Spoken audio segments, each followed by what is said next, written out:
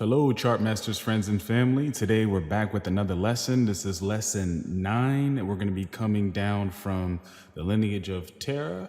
And the next person up is Abram, who's also called Abraham, but his name did change at some point when the Lord made some promises to him, and his wife as well, Sarai, and then she became Sarah. But we're going to always first thank the Lord for giving us an opportunity to do this. Without him, this wouldn't be possible. And we also want to thank the creator of Chart Masters, Pastor Vance N, and you can look at the biography, which is in the description of the video. Before I get into the lesson, I want to touch on some brief topics, some things that I think are important for you to know as a listener.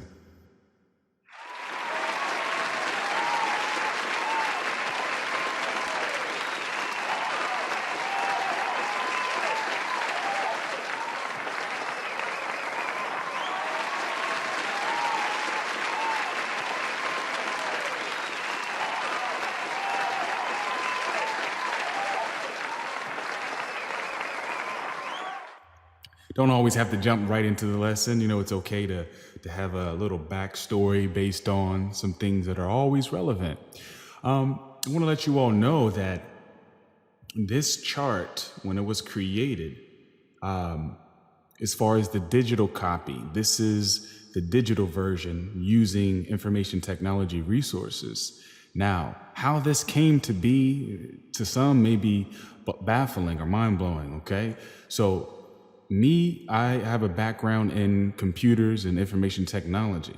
Now, that was not always the case.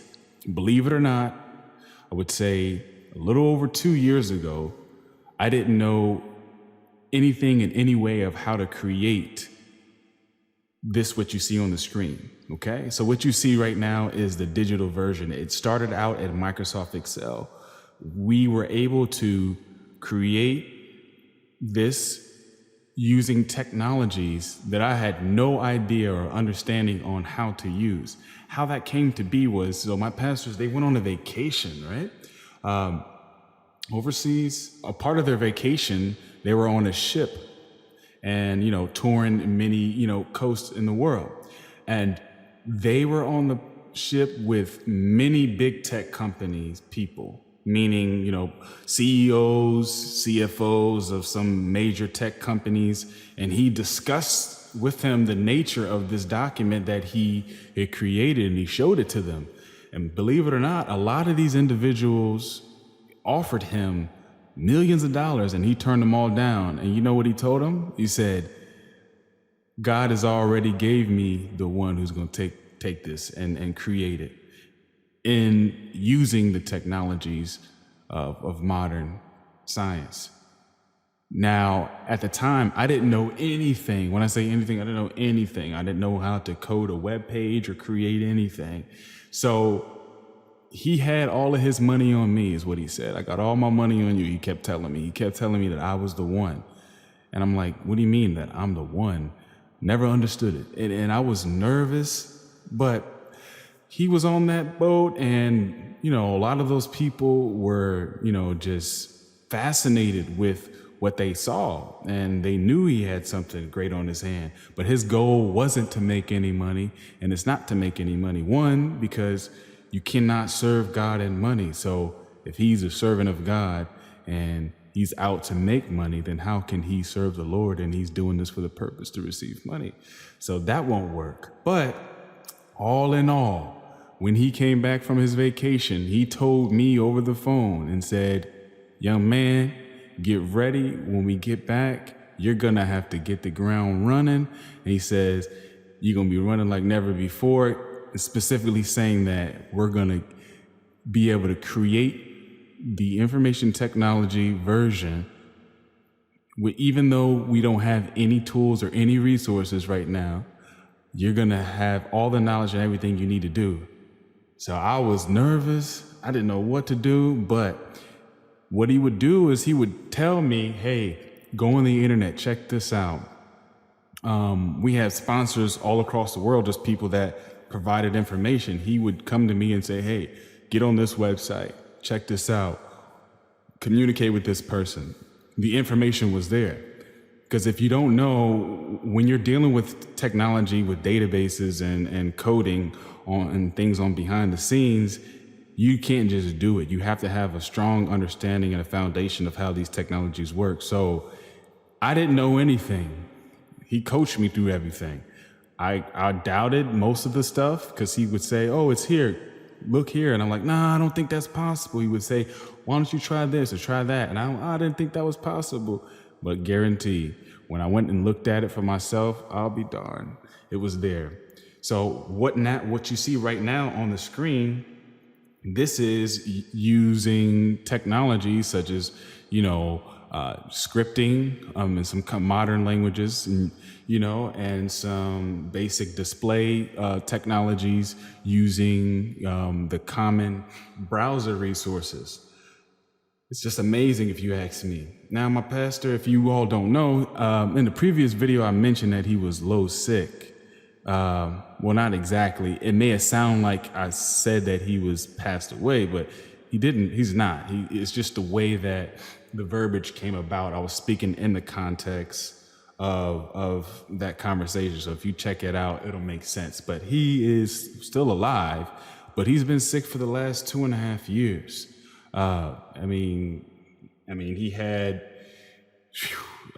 He couldn't even get out of bed, still can't, without using his faith, meaning he can't even feel his legs. This man can't even do a lot of things at the intensity he could do before he got sick.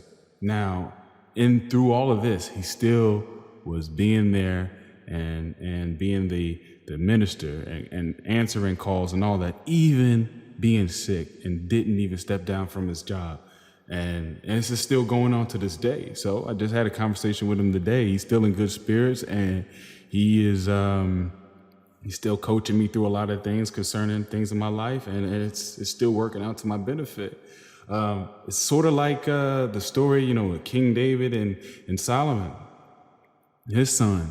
So if you all don't know, when King David was sick, he, passed everything over to his son, and he had everything incomplete and didn't have to pay anything to build that church that God, the Lord provided all the resources to have that church complete in the fashion that he stated. The same thing with this document. This document was created in the fashion that the Lord had stated to my pastor years ago, and you didn't have to pay a dime for any of the resources to get it to where it is today. And I want to let you know, he has provided me with this information. He's fully turned it over to me, and he's 100% behind me. I have his full permission to take this and bring it to the world. So I just think that's important that you know. And he's retired and turned this over to me. So I'm going to do my best, do my due diligence to bring this the way that the Lord sees fit. And another little side note as well, this pastor always would encourage us to make, strides to creativity. We would have like a studio where we go in and, record some songs. And to be honest with you, some of our songs were kind of,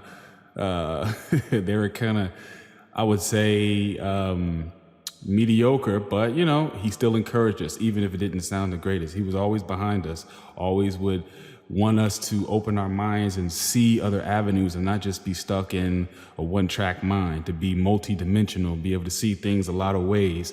That way we can know how to navigate in many different facets in the world, but also be according to the way that God requires us, according to the scriptures, and he never deviated from that. And this man knows the whole book. When I say that, any book in the Bible, you can ask him any question, he'll quote it, tell you exactly what it means, where to go, and he never deviated from that, and he still doesn't to this day. He's the same, the demeanor.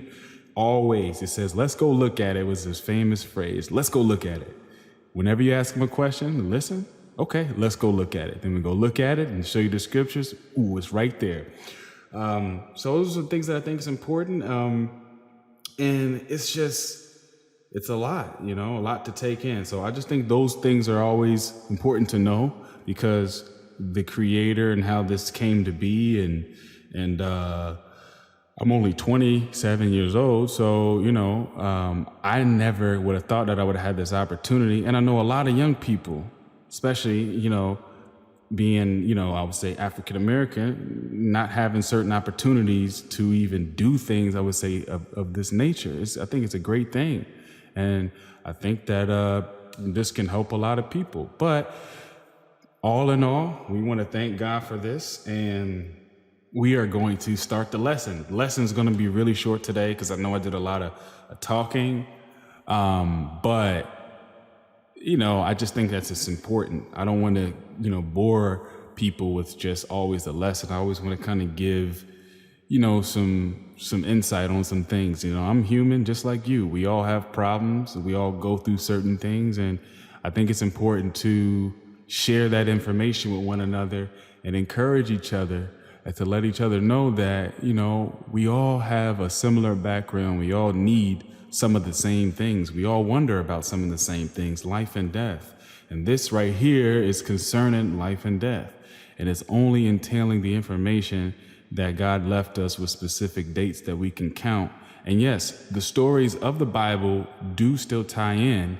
You can just have a better understanding of when it happened, exactly when God was saying these things to these descendants and say, go here, do this according to my commandments. But we don't know when those things happened. We just say, oh, that was long ago and far away. What? Not really. It's but just a few thousand years ago that these things were taking place in Egypt and in Israel. And so we just have to sit back and just start observing things for what they are. And if it's the truth, then you could just agree with it or disagree. Other than that, the truth is never going to change. And I guarantee you 3,000 years down the line, when we're all dead and gone, the people that are listening now, this information is still going to be the same. Because guess what? Math doesn't lie. And guess what? The scriptures are written down with words, but they contain math, and as well, the words haven't changed. So we know 1611 AD, we know that, this thing was transcribed, and ever since that specific point, there have been many different dialects, 12,000 different dialects, but we know that the original version hasn't changed. Yes, it's been transcribed from the original text, but the text is not going to change. And I know that God can preserve word because he creates all things. And what he says in the beginning to the end is always going to last until the end because he is the Alpha and the Omega. I just thought I'd share that information with you all. And we are on Terah, okay? Terah was 70 years old when he begot Abram, okay? And now the year was 1949, 2055. BC. Now, those two numbers are very important. So you got the number on the left, which is the number counting down from Adam being created. And you got the number on the right, which is counting down to the birth of Jesus Christ. Now, in the previous lesson, we talked about the year 4004, which James Ussher, you can look up the history on him. That's when the earth was created. That's the very first state, Earth's birthday, if you will. What we're going to do is every time we navigate to a new point from here on out, we are going to always make sure that these numbers are tying back to the beginning. And the beginning is tying back to the current point because it is crucial to know that the math is always precise, not accurate. It has to be precise, okay? So Abraham is born here in Genesis chapter 11. Verse 26 through 27. We'll just go ahead and read that. It says, and Terah lived 70 years and begot Abram, Nahor, and Haran. And then 27 says, now these are the generations of Terah. Terah begot Abram, Nahor, and Haran begot Lot. And it says, and Haran died before his father Terah in the land of his nativity in Ur of the Chaldees. And it says, and Abram and Nahor took them wives. The name of Abram's wife was Sarai, and the name of Nahor's wife was Milcah, and the daughter of Haran was the father of Milcah, and the father of Iscah. But Sarai was barren, it says, she had no child, And Terah took Abram his son, and Lot the son of Haran his son's son, and Sarai his daughter-in-law, his son Abram's wife, and they went forth with them from Ur of the Chaldees to go into the land of Canaan, and they came unto Haran and dwelt there. And the days of Terah were 205 years, and Terah died in Haran. Now, there's a lot going on there. So you got it mentioning some of the descendants of Terah, and then Abram and his wife, and Nahor's wife. But it also mentions Abram leaving his native captivity, right? But when did all this take place? And then you have Terah, who's 205 years old, and mentions in 32 that he died in Haran. So if you're just reading this like a regular novel, and you go to the next page, you're thinking Terah's already dead, and you're thinking that Abram already left. Not necessarily. So that's why what I'm about to show you, when we can look at the numbers, we actually know when, the exact year that Abram left his father's house, okay? And we know exactly the year that Terah died, which we covered in the previous lesson, right? And we also do know when he had his first son, the year it was. And we also know Sarah, when she actually was born, because even though it doesn't mention that when she was begotten, we can deduce based on, we know that the year that Abraham was born, and then we can go back and we can subtract and do the math, and we can line it up and see the difference and put her on a specific year. But what we're going to do is we're going to go back to here, and we know Abraham's born, right? The next event that is talking about is Abraham leaving his father's house, and he was 75 years old. So we know Abraham's 5 here, and what we're going to do is we're going to go down 70, okay? Now we're going to say down 70. Okay? So it says Abraham 75, Sarah 65, goes to Canaan, right? And the year is 2024 BC, 1980 BC. But first we're going to read the scripture, okay? And then we're going to tie it back in, and then we're going to take a look at Sarah when she was 65 years old. And we know that because we could do some math, and we'll go over that.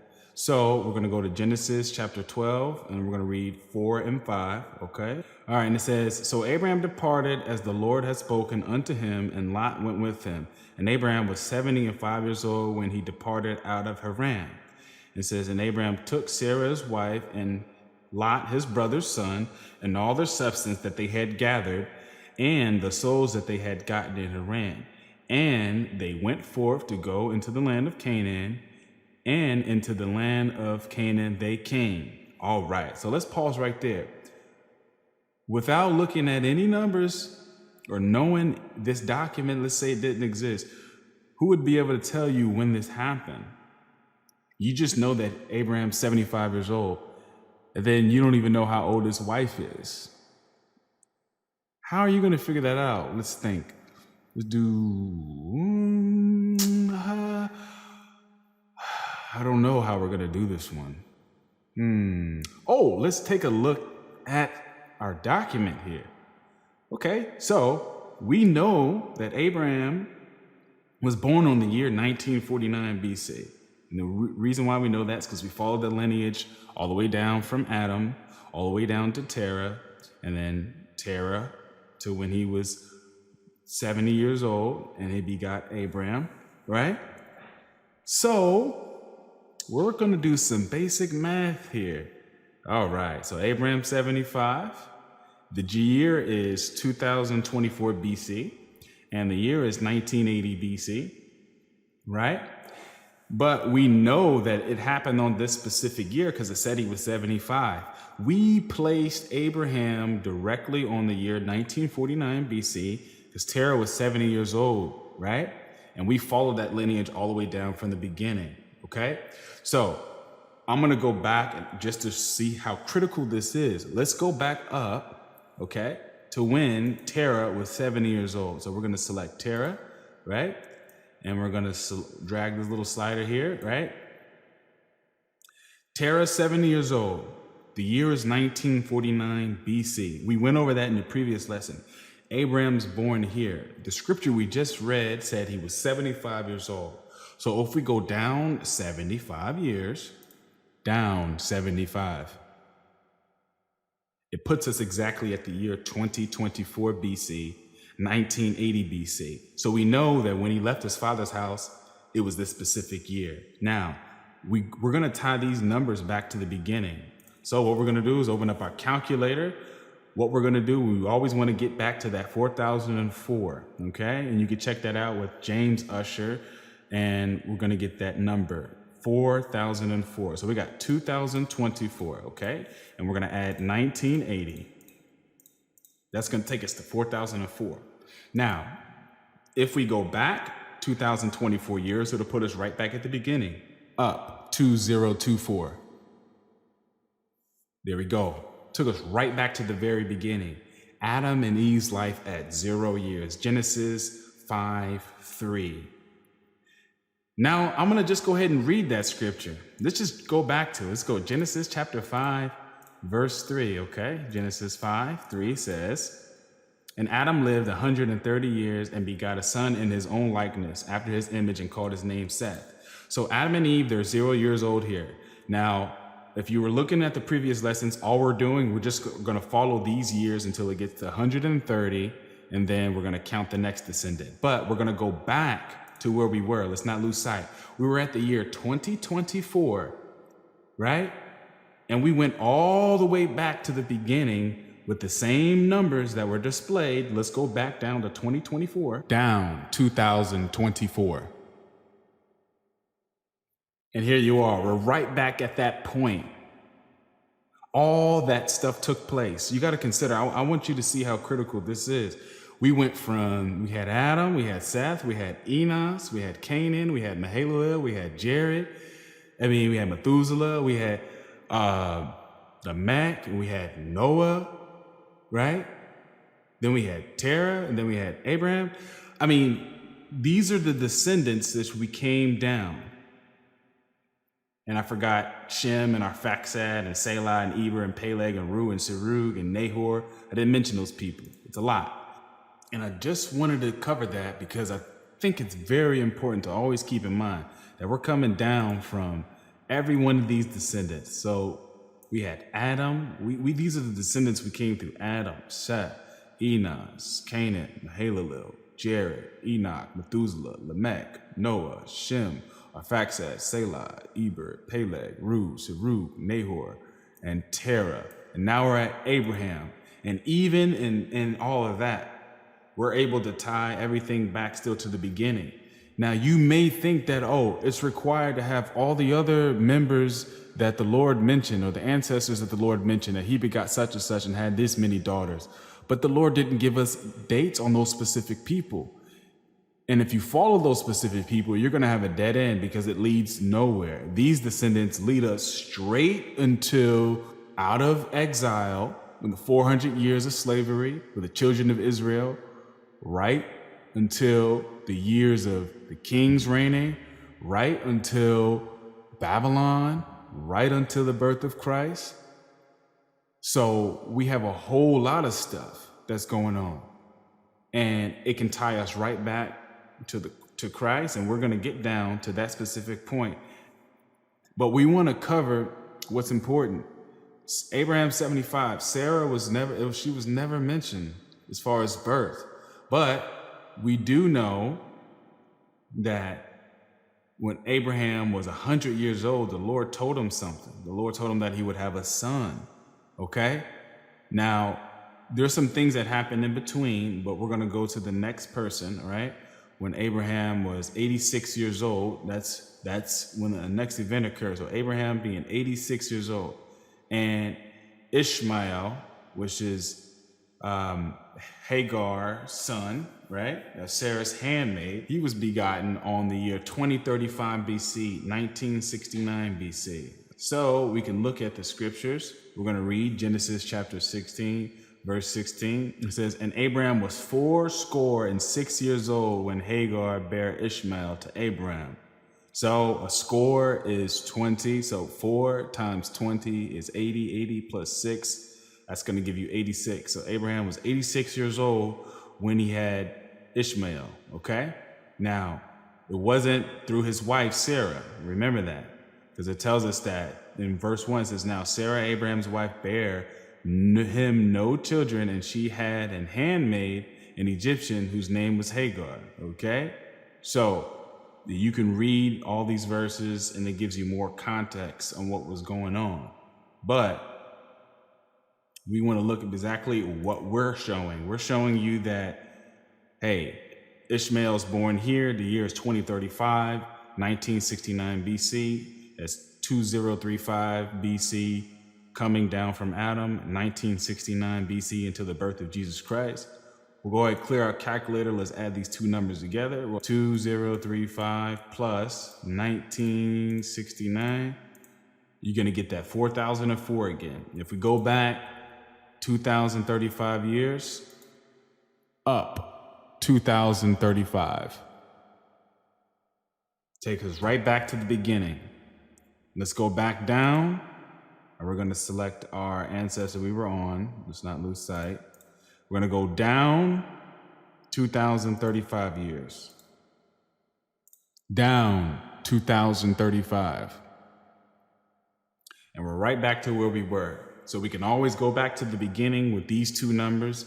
These numbers are crucial because if one number is off, one number is incorrect, we will not be able to tie back to the beginning. And always have to have a remainder of 0 from when you come from until where you go to, as long as you're counting the specific events and the descendants that God said in the order that he said. But you can't do that unless the whole Bible is read and you come back from the beginning to the end. No, it's the end to the beginning. It's like a crime scene investigation. If there is a murder, what do? They start from the end, right? What happened?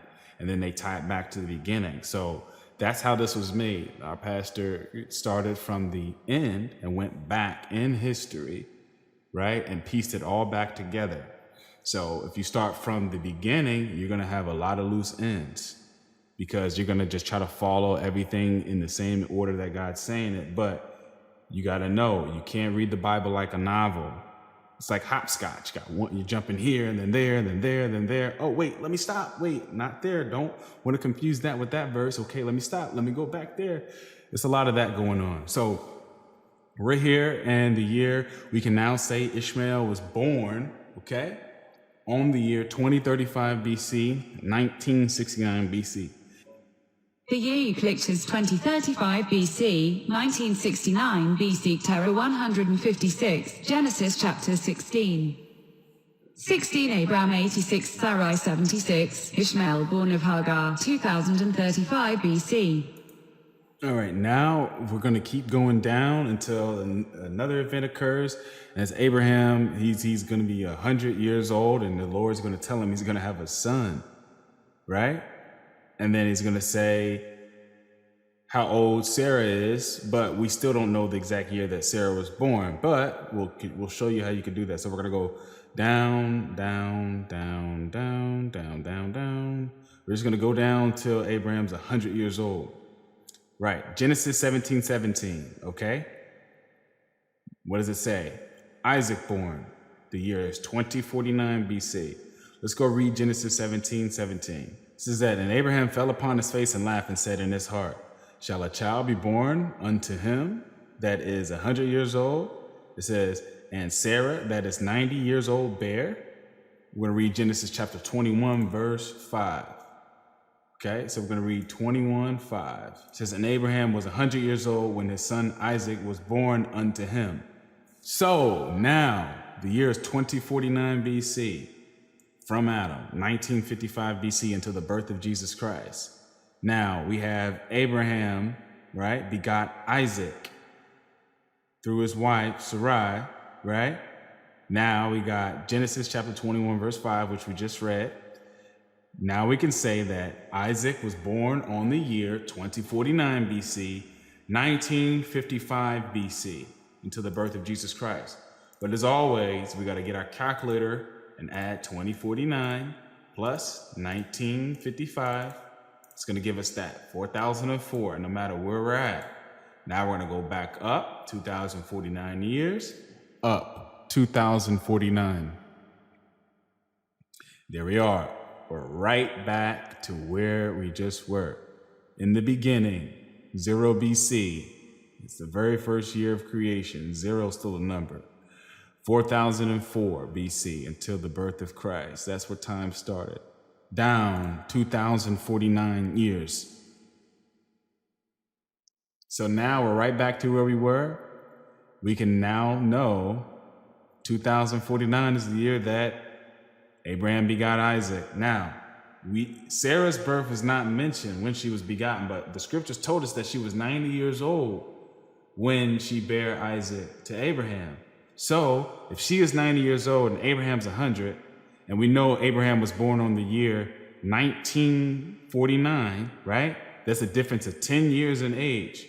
So we know that Sarah, since she's younger than Abraham, she was born 10 years later from Abraham's birth. So 1949 plus 10 is 1959. So if we go over one column to the right and we go to 1959, that's the year that Sarah was born. We're just going to grab our little slider here, right? And just drag it there. So look, 1959, that's the year that Sarah was born. We know that without a doubt.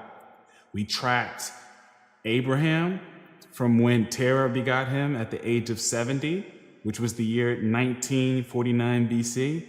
We came all the way down until we got to the verse where we knew that the Lord said he would have a son at 100 years old, and then Sarah was going to be 90 years old. Therefore, we know there's a difference of 10 years.